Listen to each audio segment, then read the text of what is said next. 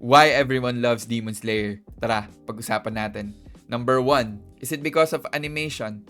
Come on, the animation of Demon Slayer is S tier.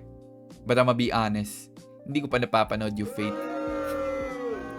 It's my first time watching an anime na animation yung nagdadala sa fight scenes. Alam ko yung manga ng Demon Slayer saktuhan lang, but because of Ufotable, the anime is a freaking masterpiece. Number 2, is it because of the characters?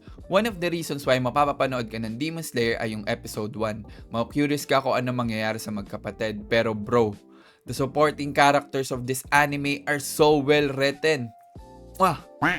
Umaabot na nga sa point na na-overshadow na nila yung MC. Pero it's a strength of Demon Slayer, not its weakness. Number 3, is it because of hype moments?